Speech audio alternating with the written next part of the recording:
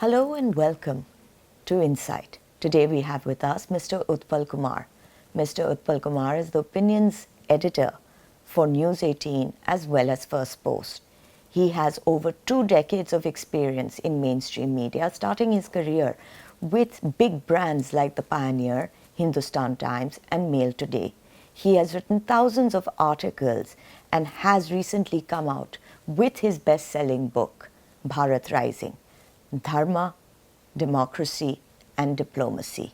Come join us today as we discuss his new book and what it means to him. Utpal, hello and welcome to Insight. It is truly such a privilege for me to have you on this show today. It's absolutely my pleasure to be here. Thank you. Utpal, you are possibly India's, one of the foremost journalists. You have over 2 decades of experience. You've worked with some of top of the line mainstream media houses. But you've written this wonderful book, which is like a bestseller. Everybody's talking about it. I was with you at the DU Lit Fest, one of the places where you launched it. It's called Bharat Rising. It has a wonderful cover.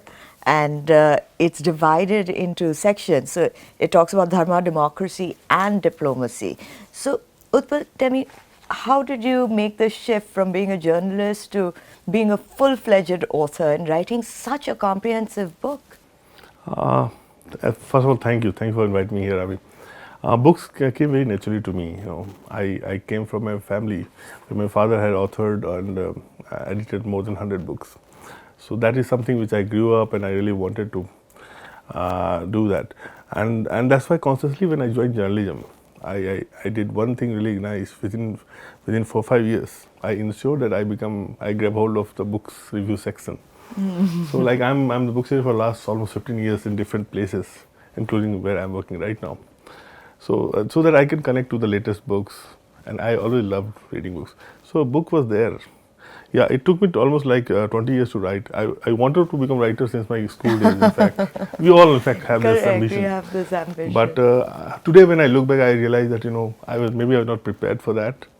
Maybe I needed to go through that 20 years of grind. And I think and that's why the book is the result of that 20 years of whatever I learned.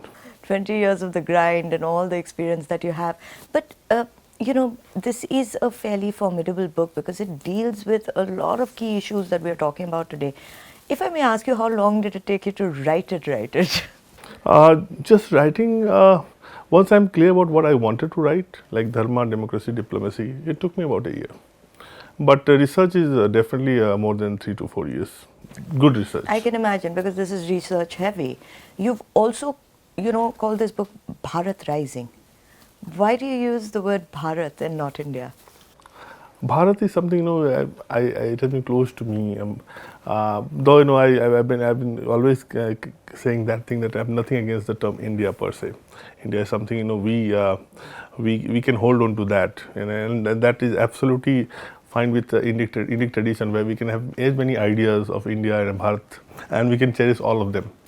My reason of keeping this book's term Bharat Rising, not India Rising, is I wanted to highlight one thing, that that the idea of India and idea of Bharat are not necessarily the same thing. In fact, they are quite different. And I have a problem with the dominant narrative, academic as well as journalistic narrative, which was pushed since independence, that through idea of India, that said that India is actually the creation of a constitution, or maybe independence movement, or even going to the extent of Nehruvianism. So I always find that we have all must have read our book, this Sunil Khilani's book, Idea of India, and the premise of that book is that India is a new country. Correct, and it's an idea. Yeah, and it was born in 1947. Before that, there was nothing called India. I wanted to contest that through that idea of Bharat. The moment I say idea of Bharat, it automatically connects us to our civilizational core. And this is the only civilization, this is the only living civilization that is, that takes us to as back as, where, Sumerians and, Egyptian civilizations were living. And they are all gone. There is no other civilization which exists today of that era, except Indian civilization. So when we look at from idea of Bharat, we actually, we connect with that. And also we get few answers.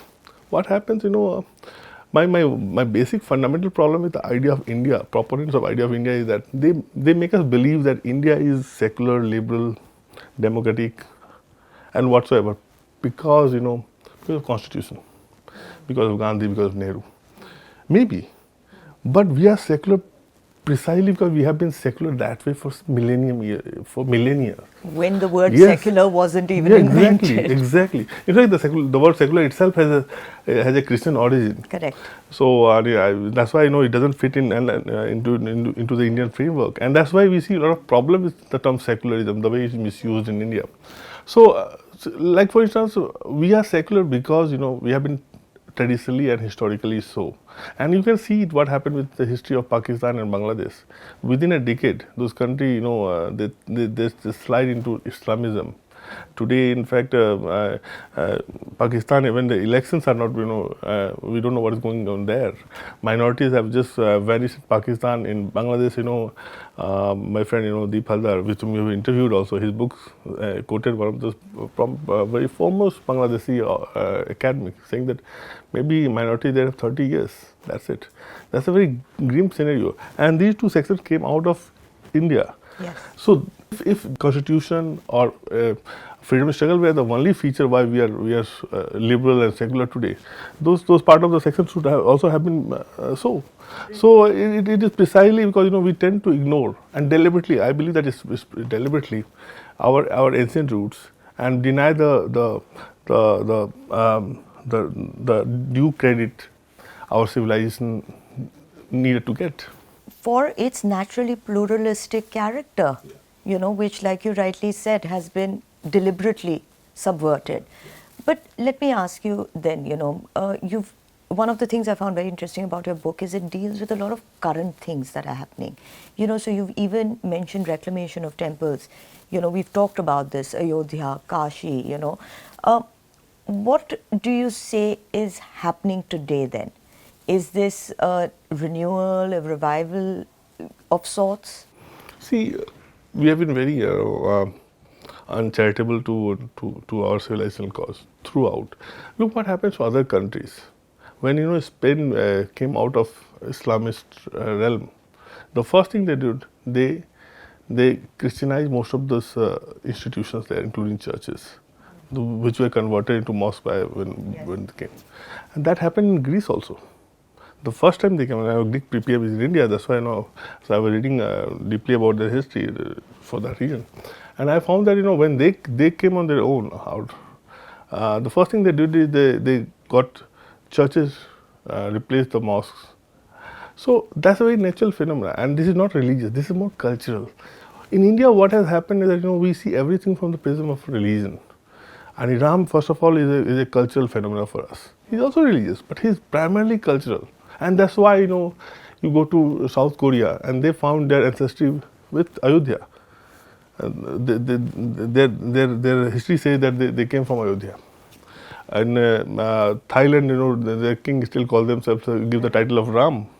Even despite, the slight towards Islamism, Indonesia and Malaysia still has, they have taken on to this Ramayana Mahabharata. They do not abandon that despite, being a Muslim majority country. In India, this is absolutely not the case.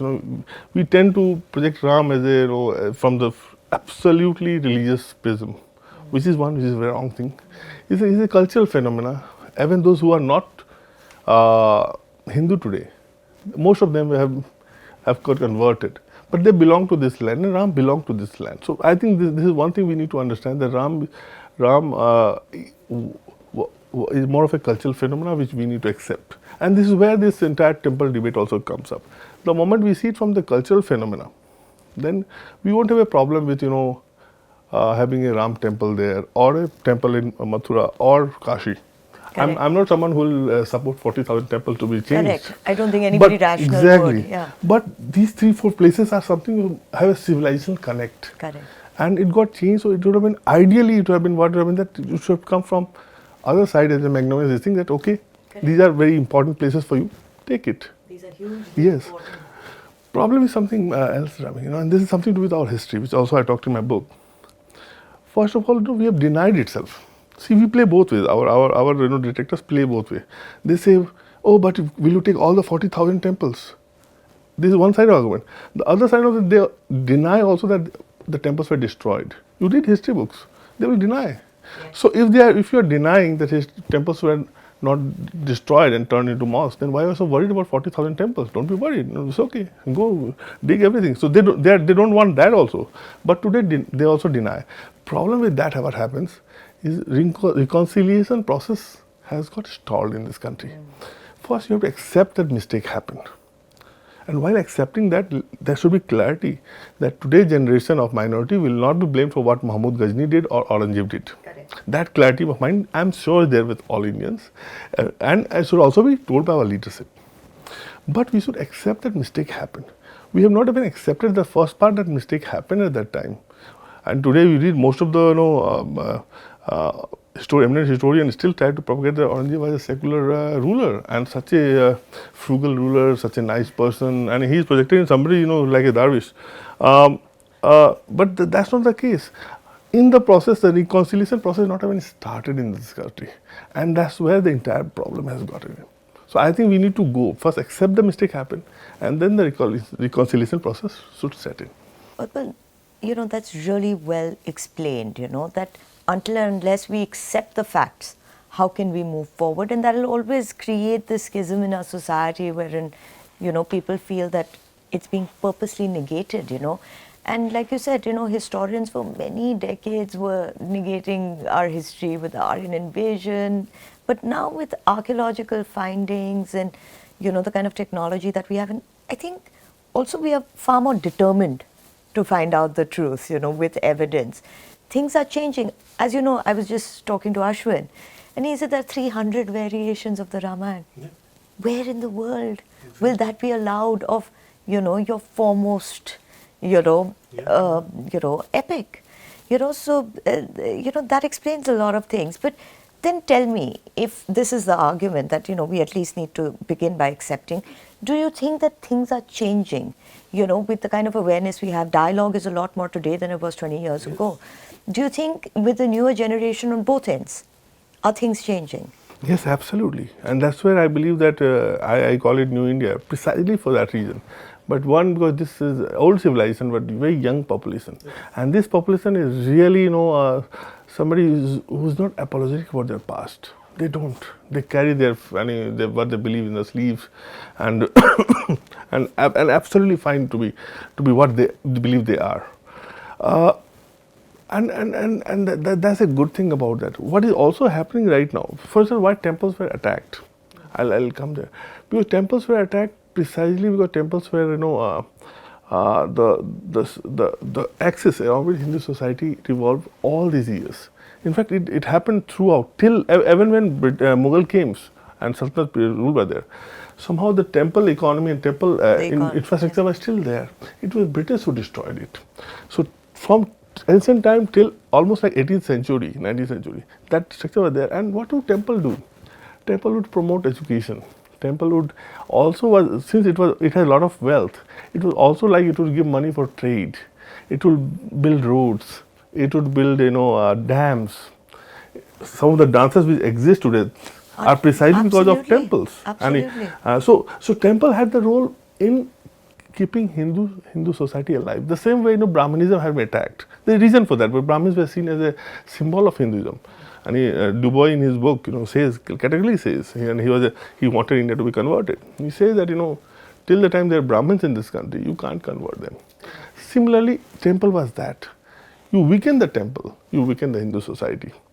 And that's exactly what has happened. Unfortunately, we carried the same British formula after independence, where we gave minorities full authority to run their institutions the way they want to. We didn't allow Hindu institutions.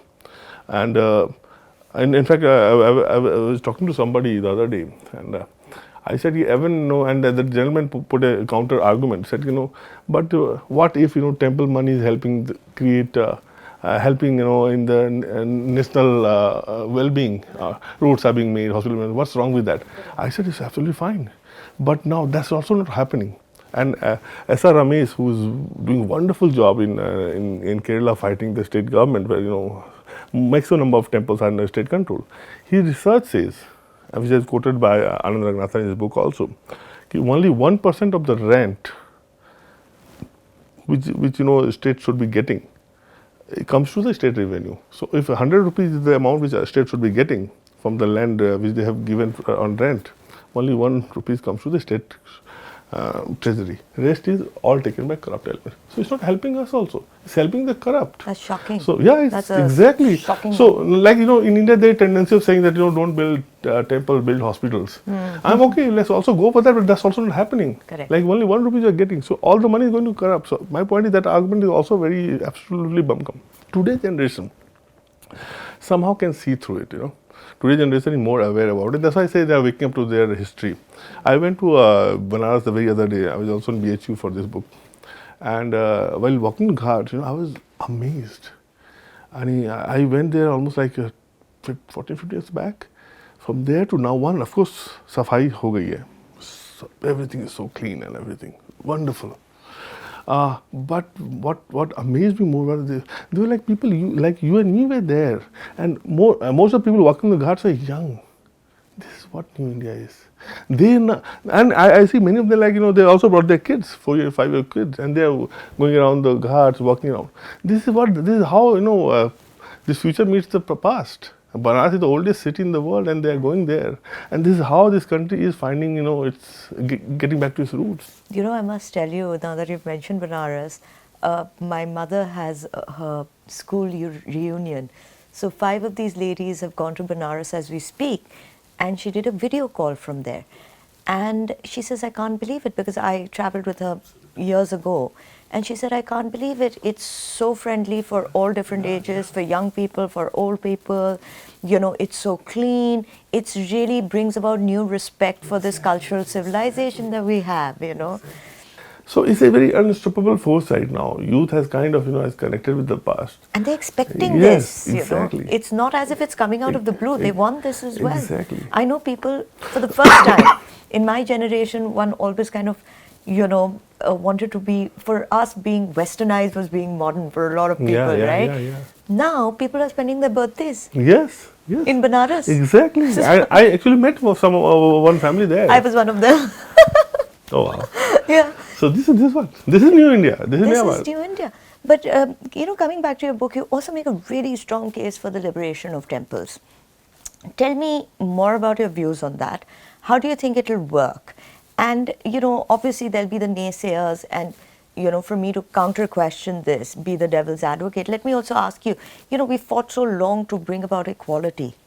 How do we ensure that temple gates are open for everyone? It should be open for everyone. In fact, I believe that historically, again, history not been told properly, the role of so-called Dalits and tribals, so-called tribals again, are completely negated in this country. You read them; they've fought hand in hand with fellow so-called Hindus, warriors. And one example is, of course, Rana Pratap. He wouldn't have become what he became had he not got the support of the Bhils there. And this has been the case across. We somehow, I think it's also part of this British way, the way they divided this.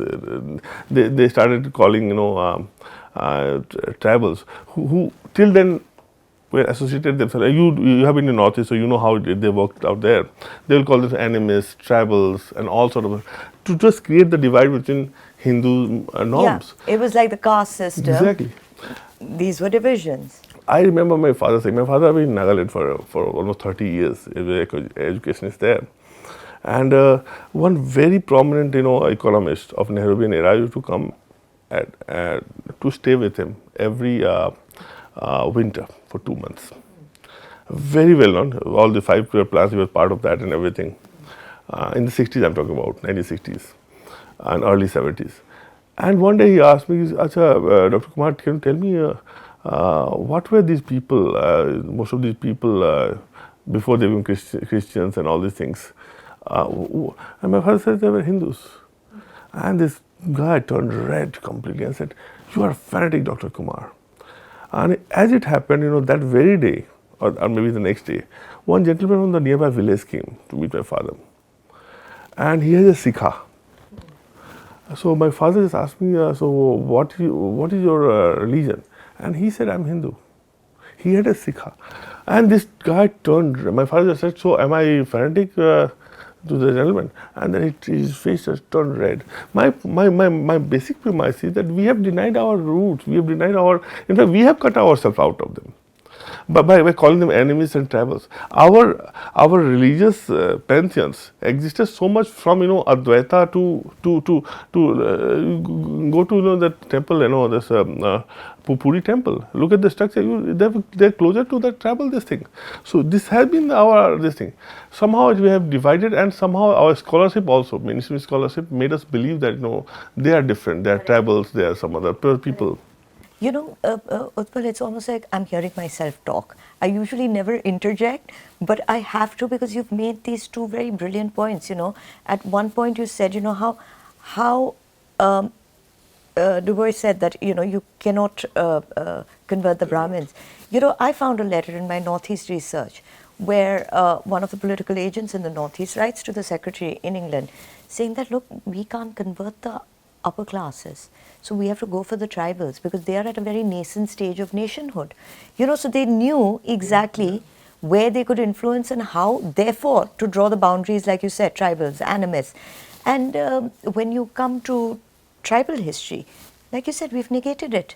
When I have gone through the Mahabharata, the Ramayana, even if you go to Assam and look at their history, you have people like Bhagdat that they say were descendants from Assam who, fought from the Kaurav side. Manipuri's Chitran Gada, Rukmani from Arunachal, even just general tribal population. There's this one part when Ram Bhagwan is going to Sri Lanka, Guha, the tribal boat maker, he says, you're the Lord of Lords, you're my Lord, I will make the boat for you. So this was the kind of interaction that, like you said, we have somehow... No, what happened in 50s, in fact, Northeast, I also, because I was studied there, we gave Northeast on platters to missionaries and to anti-India elements. See what happens. I have nothing against, somebody voluntarily changing the religion. Absolutely fine. But conversion creates problem. I'm absolutely with Nepal when he says that when you get converted, you get uprooted. Look what happened in Pakistan, for instance. Their official history starts from 712 AD, when there was not an invasion, a raid of Muhammad bin Qasim. Now, Qasim was the same person who must have killed the ancestor of today's Pakistanis. And look at this, the coloniality in their mind. They see their beginning from Muhammad Qasim, the person who would have killed their ancestors. So this is the kind of how uprooted you can be. And same thing happened in Northeast. Northeast, what happened, in the name of saving the tribal culture, so-called tribal culture, keeping them unique. Unique and everything. They gifted to the gentleman. And what happened? And I remember some of this mainstream Indian people from local plains were not even allowed to go there. Even Ram Manohar Lohia had to be jailed. Was jailed for doing that. And you can't, you talk about, more interaction with Kashmiris and other tribes of Kashmir. And here you didn't allow included areas. And then you say, oh, but they are different people. ILP. We funded to create a different part of the in this. It's incredible. But here comes my next question related to this. You and me or people like us would be considered New Indian. We are constantly for saying these things, which would actually be human rights violations in most places, like, because there was unequal development between the rest of the country and the Northeast. But somehow it's still the left against New India, which is criticized for being anti-democratic, criticized for being radical. What's so radical about this? Also, in your book, you have a scathing review of Nehru. So tell me, is that the reason? Is it because you studied what happened in the early years of this nation? See, Nehru, I personally believe that Nehru loved this country. And he was not somebody, who wanted to do something wrong for that. It's just that his ideas were flawed, completely flawed, in that way. And when he wanted to do something good, it turned out to be bad. in my book, it automatically came because I want to tell the story of Naya Bharat, New India. And one of the criticism of New India is that, especially for dominant, left liberal, gang, is that it's very, Hindutvawadis, and this majoritarianism is there, secularism is endangered there. So I thought, let's get the best, example, like, what most of these, eminent historian will say that, the Nehruvian era was the best era when it comes to democracy, shining example. Things started worsening after when Indira Gandhi came into the picture, when, corruption came and Bhai Bhatijawad came and everything. Before that, everything was good. That's a large narrative in which, Ramchandra Guha and people like his followers, they tried to portray. So I thought, let me get that Nehru's face and let me put the new India and compare the two. I think that will be an ideal thing to see. And then see who wins this, argument. And when I saw that, I thought that Nehru didn't come out at all in a very shining color, and he whether it's his intolerance for books and for films, he banned more than 24 books in his 70 years of regime, which is What sort of books? All sort of books, and he's anything which he thought was not fitting in his narrative of nation building, or even films like that, So, and in fact, and I'm giving very conservative numbers. Some other data which I have goes to up to 40 books and films being banned by them. So that is one thing, you can't be banning book. And as Vajpayee said, if you have any problem with books, write another book to counter that. And that's how it will be. And I believe that Vajpayee was a fantastic liberal in that way. Great statesman. Yes. So that was one thing. The second problem with him was, that his role in getting press freedom curtailed, like First Amendment. And it's there online, it's available online, we all can see and go and see it for our own. The debate is there. Some of the statements which he passed about journalists and journalism were quite abhorring. No, he just didn't have a very great thing to talk about that. He said that they're against, if we allow them to, the integrity of country will be, suffer, and we can't let them say whatever they want to say, that kind of thing. So, which is absolutely, this is not a democrat Nehru, which we have been told he was. And then, there is another thing, also one example which I often quote is someone like, Majid Sultanpuri was jailed for just comparing Nehru with Hitler. He's one of those poems.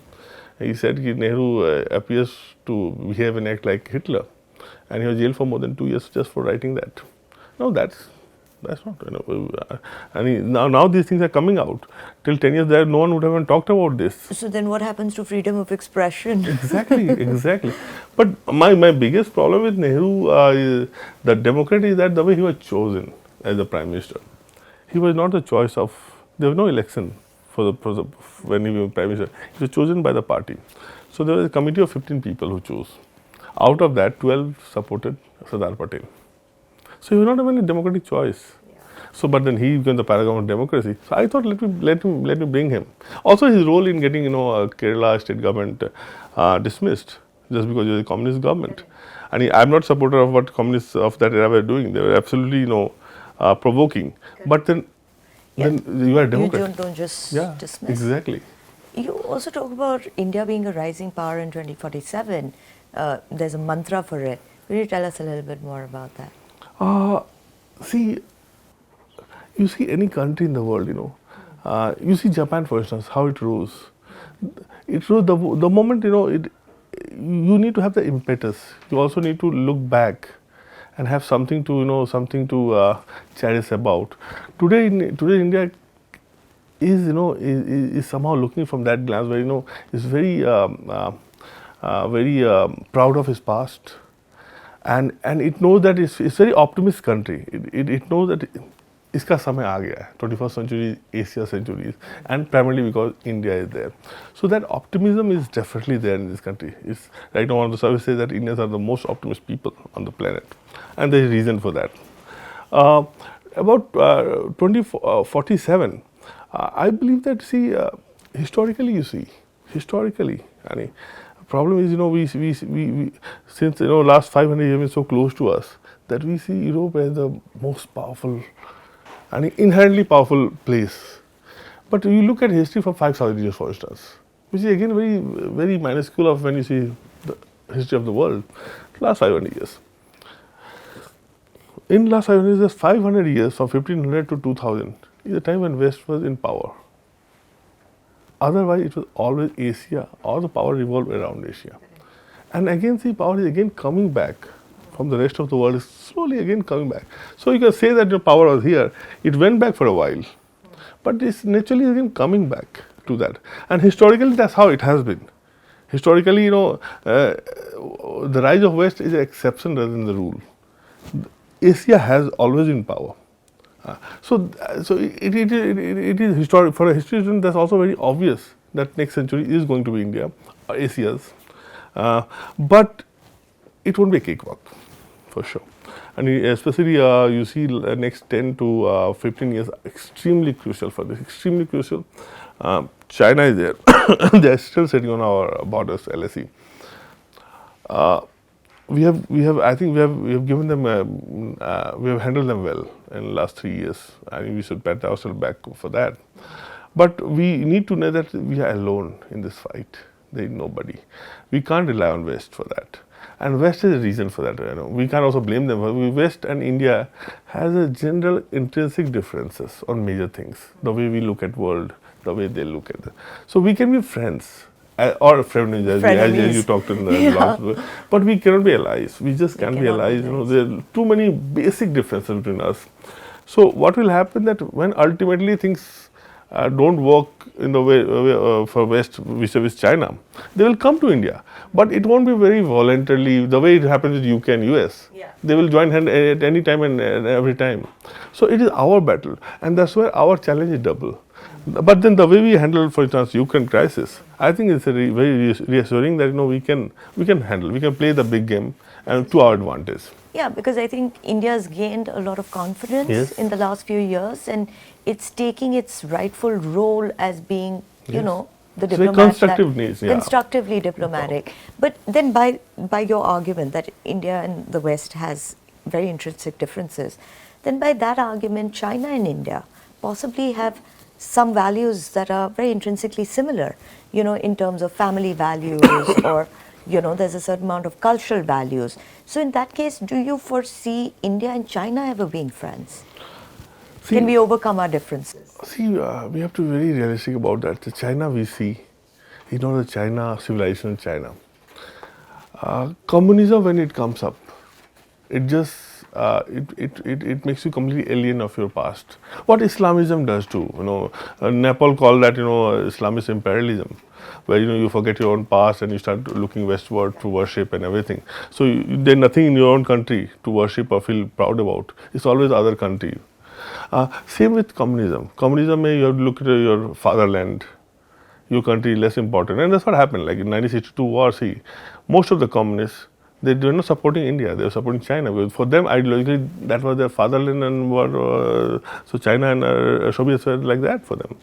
So that's the problem. Today, China is ideologically alienated itself from civilization. Civilizationally, India and China were absolutely like Guru and Chela. That's how they call themselves. In fact, civilization China, what they have to do? They have to fight not for land, they have to fight for gurus. Wow. They're tradition, like our Kashmir. Kashmir had a very close connection with Khotan and all these places. In fact, Ashoka is said to be the founder of Khotan. So Xinjiang region, where a lot of persecution is happening, the very close connection with Kashmir they had. So a lot of scholars, Kashmir was a center of education, Saivism, Buddhism, some of the best education was there. So that education was to go to Central Asia through that path. Mostly, Brahmins and Buddhist scholars would take there.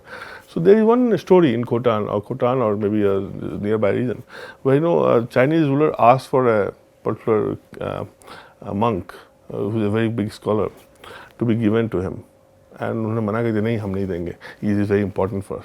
So that was the era when they had to fight for monks and not land, and the fight away. They fought, and the kingdom lost, and then the gentleman had to go to China, and he transliterated most of these Hindu texts into Chinese.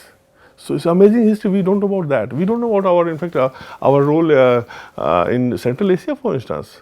The one gentleman, I'm forgetting his name, he wrote a very big historian. He said that 2000 years before Christ, the entire Central Asia was a Sanskrit area. And you see, it is happening, it is coming out. Because what happened when all this Mongol and all the attack happened? What these Buddhists used to do, they used to just dig it and hide it there. Now they're coming out. So Sanskrit literature has been found in all these desert areas, Xinjiang and all these places. And that's why we could now find that they all were the hub of Buddhism and Brahmanism. So today China will be wrong to say that today China is that China. Today China is hungry for land and not knowledge.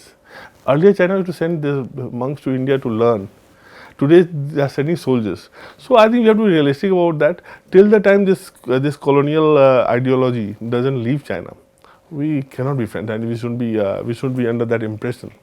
I'm sure things will change for sure. I'm an optimist, so I'm also optimistic about China that is get rid of this imperialistic ideology. But till that time, there is no leave for India. The problem with China, communist China, is that they are unlike Pakistan. They are absolutely they shift their path every 2 years. They are extremely adaptable. They know what to do. They will always be up at you. They are always watching you closely. Acha, aap kya kar rahe ho? Where you, the moment you blink, you're gone.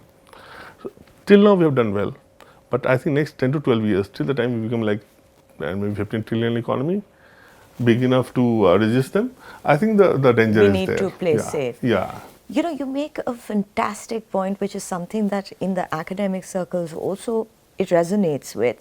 In a section, The Dragon in the Room, where you say that we just don't have enough Chinese scholars, we don't have the expertise. You know, considering that it's such a huge part of our sort of concentration, you know, we see observers, analysts, everybody talking about China, wanting to know about China. Why don't we have this expertise? One, because ideologically we have been dominated by left. So the problem with left ideology is that for them ideology matters more than even the national interest. So for them, you know, that's like a fatherland or motherland. So they see it from there. So though they don't become the China expert, they become the Sinophiles. They admire. They will go, wow, this is China. So there you can't have the very, you can't really, you know, do real good research on them. You can't really find the faults. Overall, and what Nehru did. Nehru went there and he was completely mesmerized by what he saw there. He literally realized that he was taken to the pockets where they wanted him to be there. So this is the problem with it. But there is other problem also. And this I realized much later. While I was doing my studies in DU and other places, I had to see people, you know, I had to see a lot of, you know, scholars and researchers going to China. And I had to say, wow, what an experience he must be having. Today I know that China only selects people who they know that they are compromised. Yeah. So today I can mark out who all are compromised as people, and they will not ask people like you and me to be there. No. We are absolutely barred. We will not be invited. No. And that's why. So we don't know China. Expertise that they have, that they know of the backgrounds of. See, they plan well. Not just India. They have completely, you know, they control American this thing also. There's a book called 100-Year War. You read the book, and it's really damning the way they have gone inside and completely, you know, created Trojan's army there in America.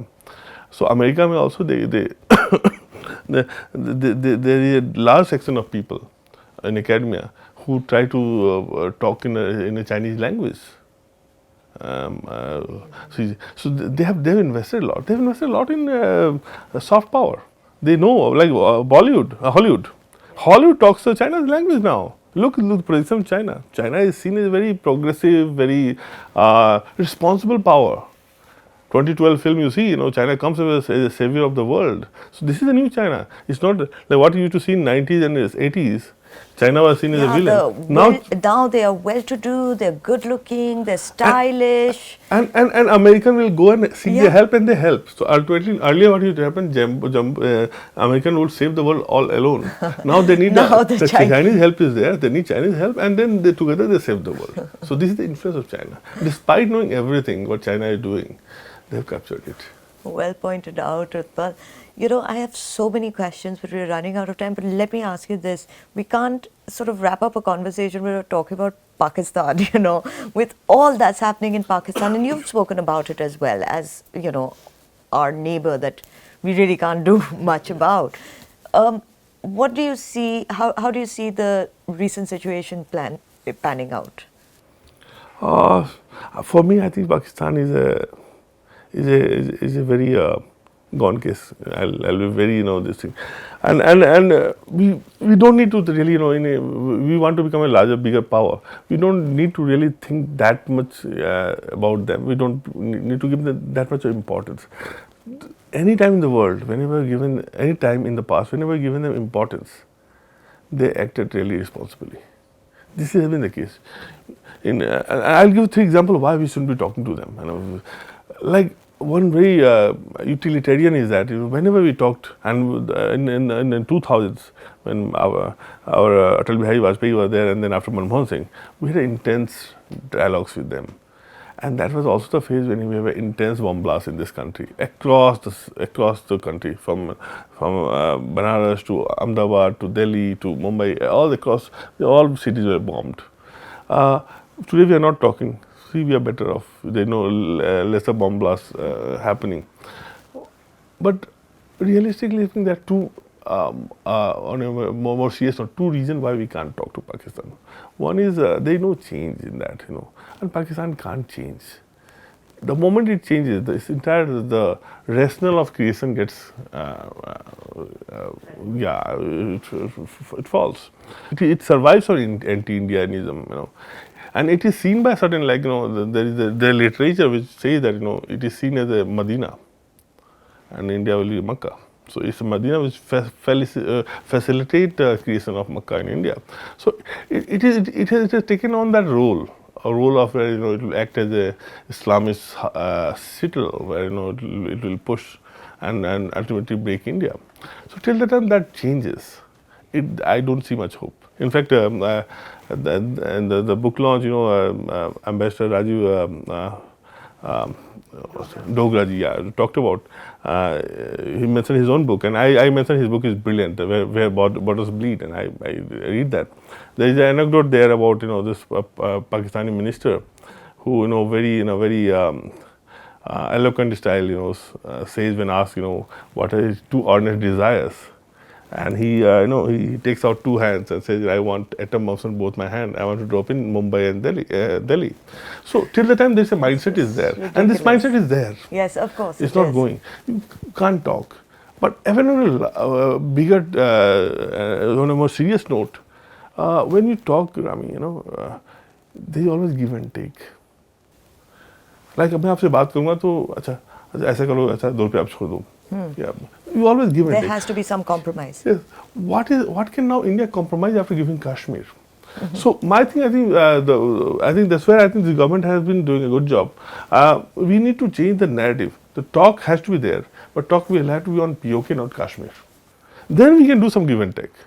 This we have already given, you've already taken. So there's nothing for us to. We can't talk here. And you see what happened in 2005, 6, 7 when a talk was intense between Manmohan Singh and Musharraf. We almost, in fact, one ambassador told me in as many words, we almost had given Kashmir on platters to Musharraf. Thank God, Musharraf didn't accept the treaty. It's our good luck. Had he accepted, because it was all demilitarization and everything. You do that, and it's all gone. So we almost had given in the name of peace Kashmir, and thankfully something happened. Thank God, Musharraf was divine there. Intervention. Yes, it happened, and then Kashmir was saved. So we can't talk. The grand situation had to change. Otherwise, what happened with Vajpayee ji will keep on happening now and again. You've been in the media line for so long, you've held so many different positions, you've had an insider's view. Do you think today post 2014, has media changed? Is there more space or less space for dissenting voices? And are topics like this that you have addressed in your book, which are crucial topics to India's future, being talked about more? I think yes. Unlike how it's projected, it's a more open world. No doubt about that. But still, a lot to be done. I believe that is still it's not completely that old system is not dismantled completely. I'll say that, but still, it's a far more open world. But it actually really doesn't matter also. No one cares. In fact, in today's social media world, if you don't open the world, the other people are ready to share their views on social media, YouTube, and everything, and they are more powerful. They are very powerful. They have influenced more people. And I'll give you my example of my book. Whenever I talk to YouTubers, my sales go double than when some mainstream media carries my article or does the reviews. Yeah. So this is a new world. Correct. So you can't stop it. That's why you can't stop the like what happened in 80s. You could have a stop dialogue. Like you have just Doordarshan and you have got 4 or 5 newspapers. So the moment you handle those things, it's over. Today you can't. Everyone has the power of a button. They just need to click and just share their views. So and that's where this is a wonderful phase, and this is truly a Sanatan phase where everyone can have their view. Everyone share the view. Some of the views are thriller. It happens. Of course. This is part of the dialogue, and we should be tolerant enough to accept that. But then I think it's a wonderful phase to be in. Well, that's such a positive note. So on that note, because we've, gone over and above our time, but I still have so many questions. I just want to ask one last question.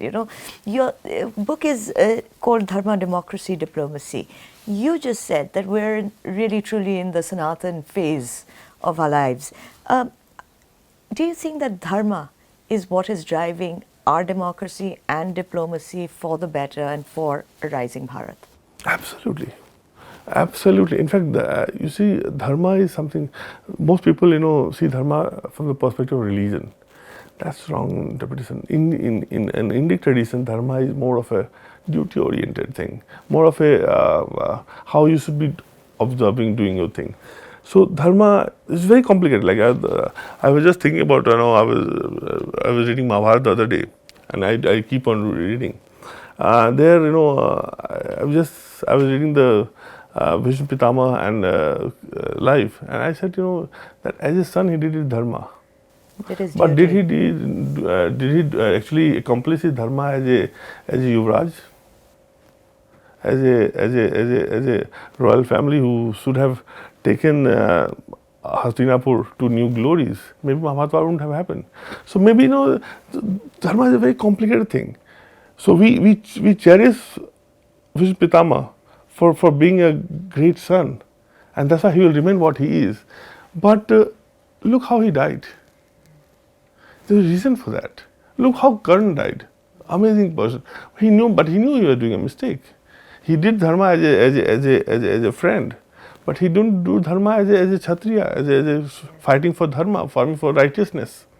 So that dharma, the moment the society becomes more duty oriented, I think things will go for change. Right now, still we are more into right oriented. We are seeking more rights, including our farmers and the borders. We all just want ordo. I think we need to get out of that phase and start accepting more of what is our duty also, as an individual, as a husband, as a son, as a father, as a citizen of this country. So all roles are important. Well, on that note, and that's such a positive note, and there's so much to look forward to. Utpal, thank you for being here and giving us your time and being so eloquent. And I really do hope that everybody reads this book, because it really is a snapshot of all things wonderful that we have that we can look forward to. Thank you so much. Absolutely, my pleasure. It's absolutely, I wanted to be on this platform. So lovely. Thank you. Thanks for inviting me. Thank you. Well, ladies and gentlemen, that was none other than Utpal Kumar, author of India's best-selling book, Bharat Rising, Dharma, Democracy and Diplomacy. Utpal has addressed some really crucial subjects in his book, but he leaves us on a high note, looking forward to Bharat Rising in 2047. Do buy the book and let me know what you think. Thank you for watching.